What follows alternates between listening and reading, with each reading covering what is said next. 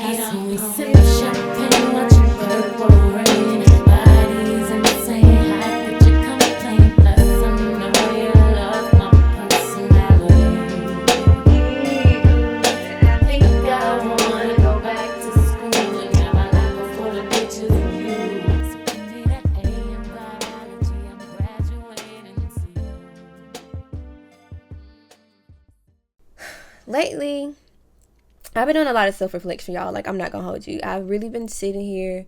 When I sit in here, I've just been enjoying my solitude. Like, I know y'all hear me talk about being alone a lot, especially after like my sophomore year of college which is over 6 years ago. Is it over 6 years?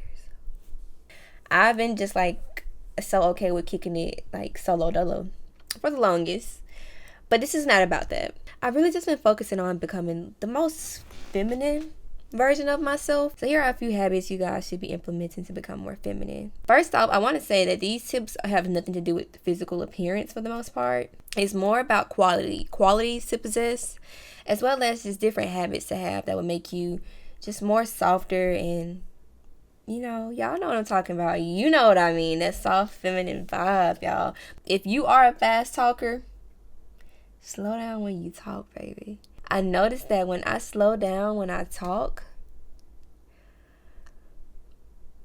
the voice just gives what it needs to give. And also, there's two different type of talks. You know what I'm saying? Because I could talk like this and, you know, be all in da. But now I'm really just talking from my head, you know?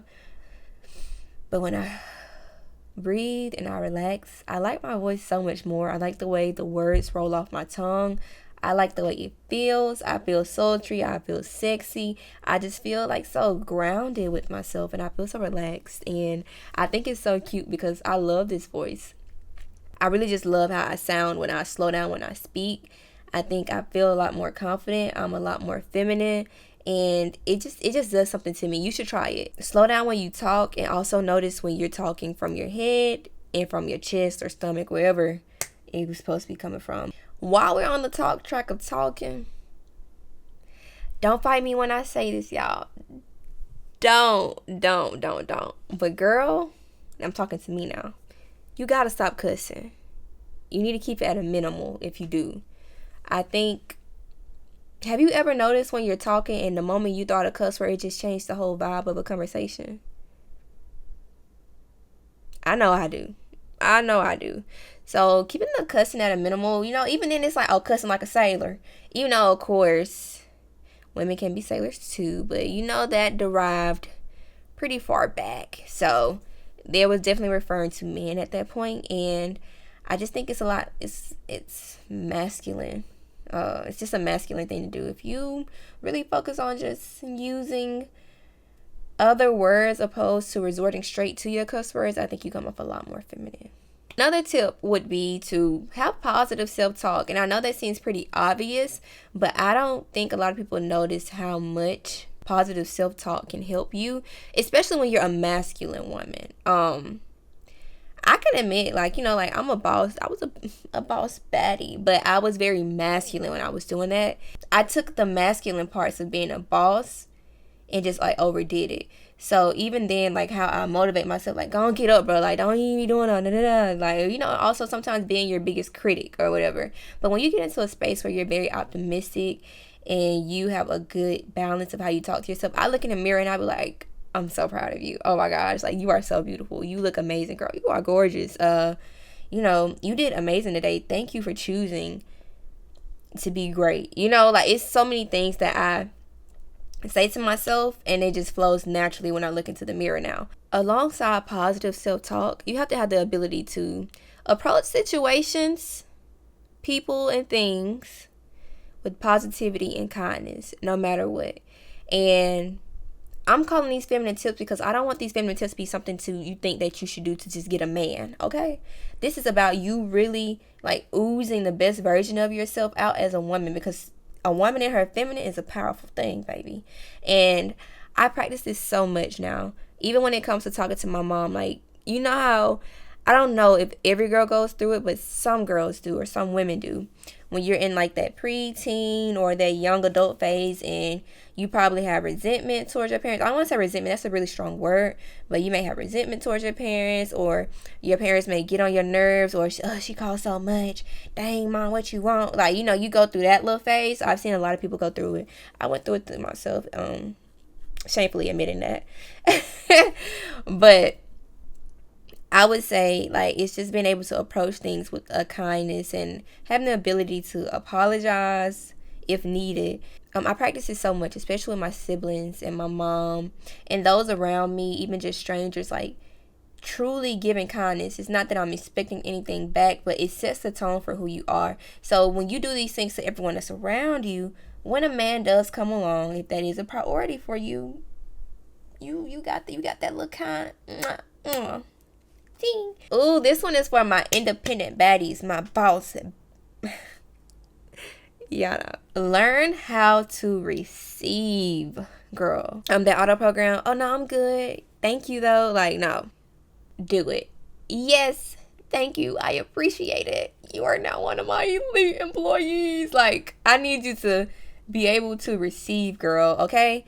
And I say that because I can give you an example. But one, start off with learning how to receive compliments. That goes back to your positive self-talk.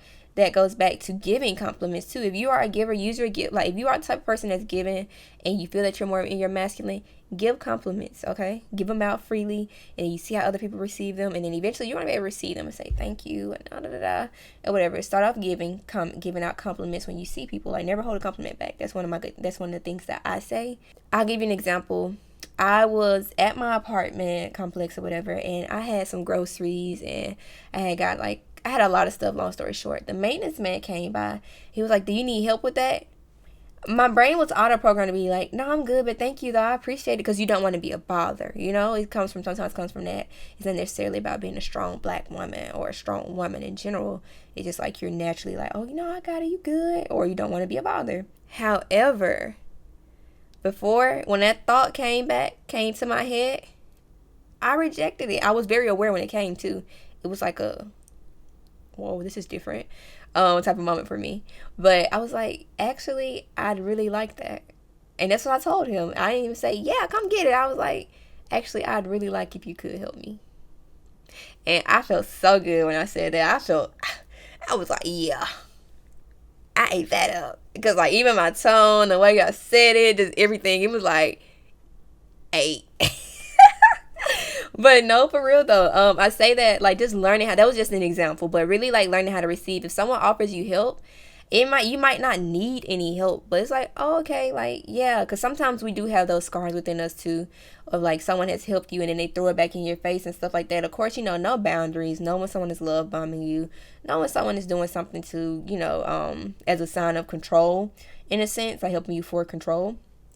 But what I can say is, the power is knowing that you can, even when you don't. Take that and run with it. The power is knowing that you can, even when you don't do it, or whatever. Another quality that I think is really beneficial when you're looking to become more feminine is learning to lead with your qualities and not your skills. I get it. Your career is important. You're financially savvy. You know what I'm saying? You a boss. You got everything going for yourself. You got 3, 4, 5, 6, 7, 8 degrees. You got a baby Benz. You got 100 racks put up. Whatever it is that you're doing. Okay, great, awesome, immaculate. But that's not who you are. You are not your career. And I need you to take and shift your identity from you being a person that's made up because of your accolades. I used to be like that, and I used to think I gotta collect so many goals, this and that, to make myself feel something. I used to I don't want to date anybody until I buy a house. I don't want to do this until I do this and do that. And after I got all of it, I was like, the feeling never went away. Sometimes you gotta experience it for yourself. You see me, because I be learning things the hard way. When I say lead with your qualities, I mean, who are you? For me, I am nurturing, I am kind, I am outgoing, I am loving, I am very creative, I am someone who enjoys to, garden. I'm someone who enjoys to go weightlifting. I enjoy things. I love God. You know, like there's so many things about me outside of my career that makes me, you know. So it's like, okay, you know, I am resourceful. I am intelligent. I am smart. You have to be smart or consistent or determined or anything. Think about all the things you had to do to get to your career if you're having a hard time identifying what your qualities are. But you are more than your career. You are more than your accolades. And I need you to know that. I need you to live by that. I need you to instill that into yourself. Because if I was to strip all that away from you, would you not know who you are?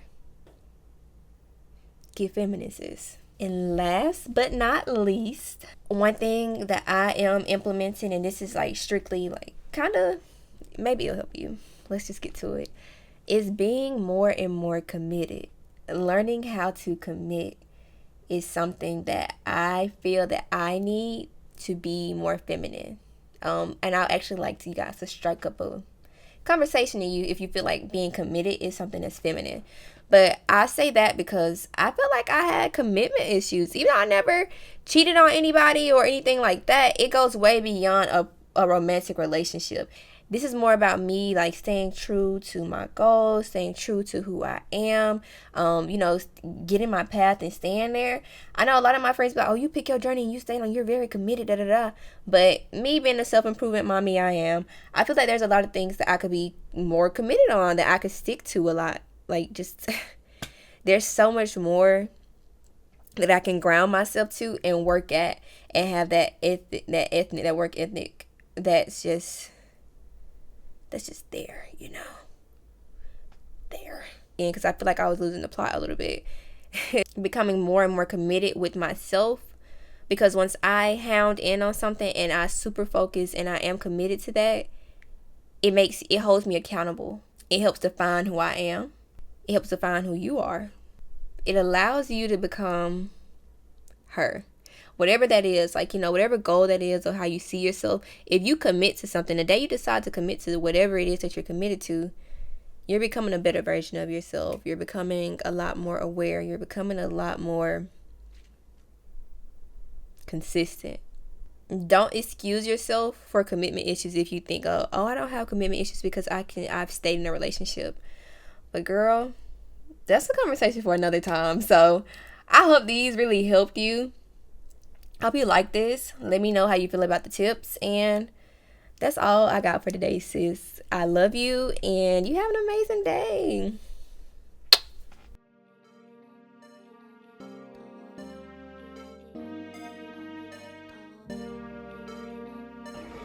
You said what?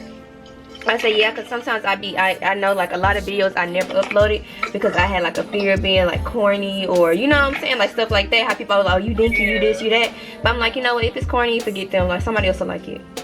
Right. Ain't no wrong with that. Thank you. Until I say hey.